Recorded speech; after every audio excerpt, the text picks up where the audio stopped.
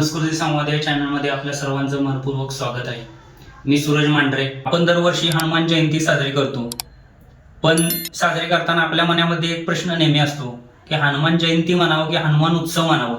तर याच प्रश्नाचं शास्त्रशुद्ध उत्तर देणारा आजचा हा व्हिडिओ आपल्याला माहिती देणार आहेत ॲडव्होकेट सौ शिल्पाताई पद्माकर पवार.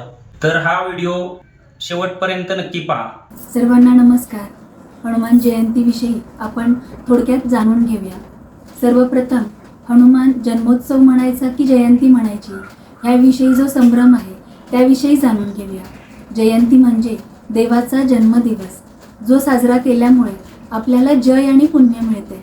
जसे आपण वामन जयंती, परशुराम जयंती, दत्त जयंती असे म्हणतो, त्याचप्रमाणे परशुराम हे देखील हनुमंताप्रमाणे चिरंजीवी आहेत.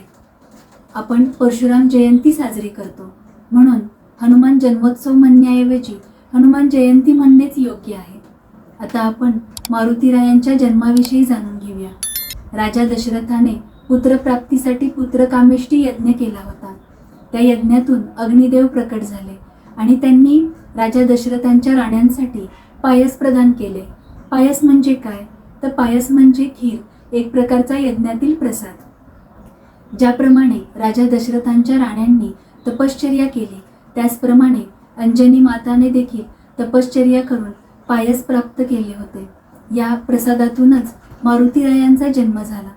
ज्या दिवशी मारुतीरायांचा जन्म झाला तो दिवस होता चैत्र पौर्णिमा, म्हणून आपण चैत्र पौर्णिमेला हनुमान जयंती साजरी करतो. हनुमान हे मारुतीरायांचे सर्व प्रचलित अजून एक दुसरे नाव आहे. हनुमान हे सर्वशक्तिमान, महापराक्रमी, महाधैर्यवान, सर्वोत्कृष्ट भक्त, त्याचप्रमाणे संगीतशास्त्राचे प्रवर्तक देखील आहेत. भक्ती, शक्ती, युक्ती आणि बुद्धी हे जीवनाला परिपूर्ण करणारे जे जे आहे त्या सर्वांचे मूर्तिमंत प्रतीक म्हणजे श्री हनुमान आहेत. अशा या हनुमंताची आपण हनुमान जयंतीच्या दिवशी भावपूर्ण उपासना करूया. हनुमान जयंतीच्या दिवशी मारुतीरायांचे तत्व 1000 पटीने पृथ्वीवरती असते, म्हणजे मारुतीरायांचा कृपा आशीर्वाद सर्वाधिक प्रमाणात आपण ग्रहण करू शकतो. त्यासाठी आपण मारुती स्तोत्र, हनुमान चालिसा म्हणू शकतो. त्याचबरोबर मारुतीरायांना आपण शेंदूर आणि रुईची फुलं अर्पण करू शकतो. मारुतीरायांना आपण नारळ अर्पण करू शकतो.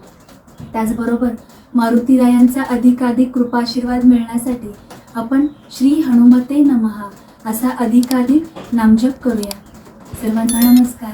अशाच माहितीपूर्ण व्हिडिओसाठी चॅनेलला लाईक, शेअर, सबस्क्राईब करायला विसरू नका. धन्यवाद.